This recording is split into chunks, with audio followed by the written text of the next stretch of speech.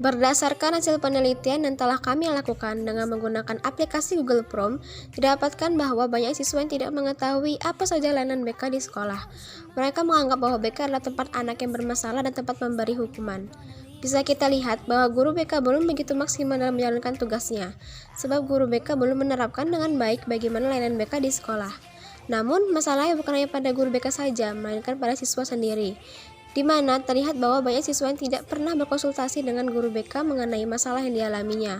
Karena kebanyakan siswa menganggap guru BK itu galak, tidak bisa bercanda, bahkan polisi sekolah, sehingga mereka takut untuk berkonsultasi dengan guru BK tersebut.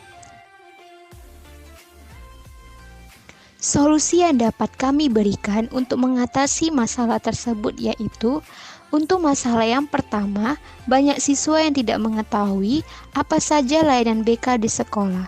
Nah, untuk itu akan kami jelaskan mengenai apa saja layanan BK di sekolah. Yang pertama, layanan orientasi.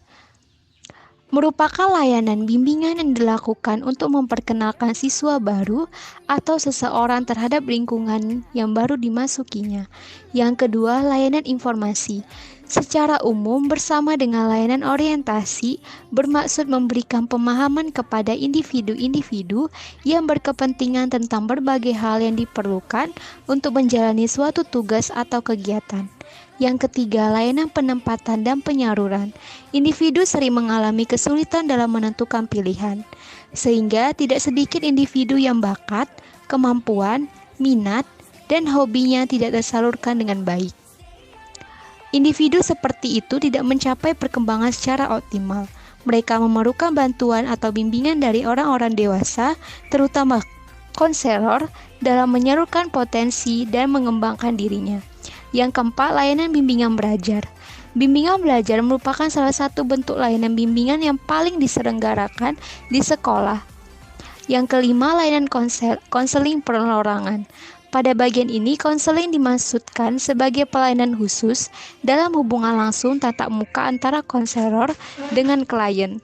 Yang keenam, layanan bimbingan dan konseling kelompok. Apabila konseling perorangan menunjukkan layanan kepada individu atau klien orang perorangan, maka bimbingan dan konseling kelompok mengarahkan layanan kepada sekelompok individu.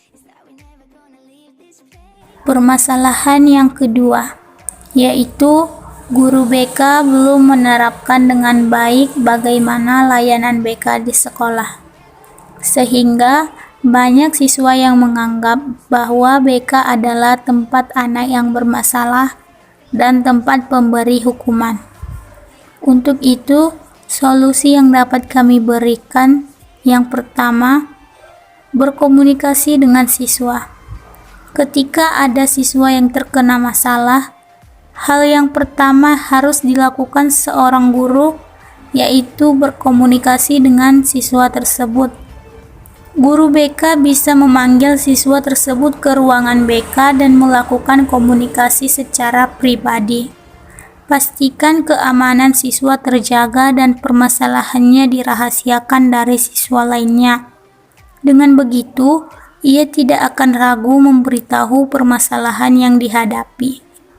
2. Membuat ruang BK terasa nyaman. Tak sedikit siswa menganggap bahwa ruang BK sama seperti pengadilan untuk mereka yang bermasalah, sehingga siswa akan merasa takut untuk memasuki ruangan BK.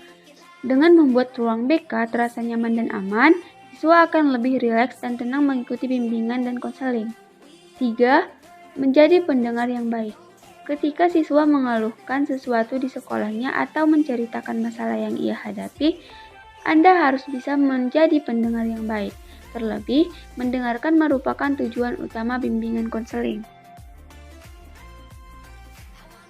Yang keempat, perlakukan siswa dengan baik. Ketika siswa mulai menceritakan masalahnya, perlakukanlah mereka dengan baik dan jangan memperlakukan mereka layaknya anak kecil seperti memarahinya, mengguruinya, dan lainnya. Seharusnya guru BK mendengarkan curhatan dan keluhan mereka dengan seksama, juga untuk membuat mereka terkesan. Mendengarkan merupakan tujuan utama bimbingan konseling di sekolah. Yang kelima, meminimalisir kontak fisik. Agar siswa tetap merasa nyaman saat berkomunikasi dengan guru BK, ada baiknya guru BK meminimalisir kontak fisik seperti merangkul, mengelus rambut, dan memegang tangan. Meski kontak fisik tersebut menunjukkan kepedulian dan kasih sayang, namun beberapa anak akan merasa tidak nyaman.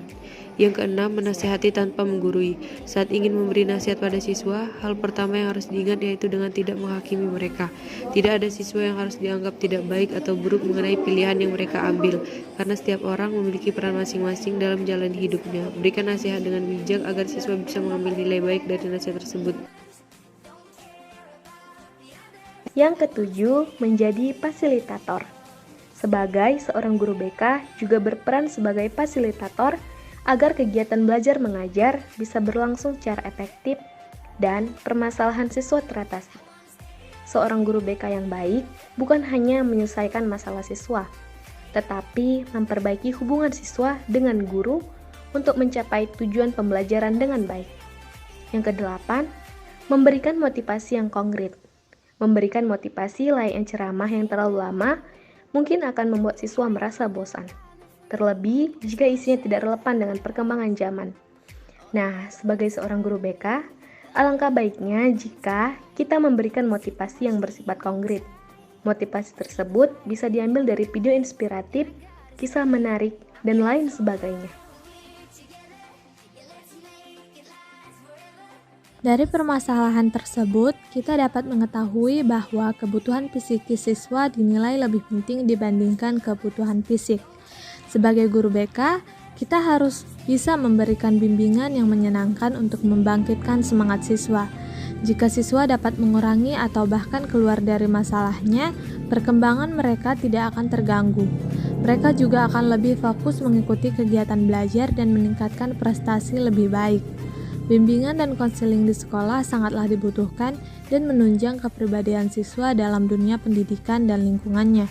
Dengan adanya bimbingan, siswa diharapkan dapat menjadi seorang pribadi yang lebih baik. Karena itu, peran guru BK pun sangatlah dibutuhkan untuk menunjang peserta didik dalam menghadapi masalah atau permasalahan yang dihadapinya.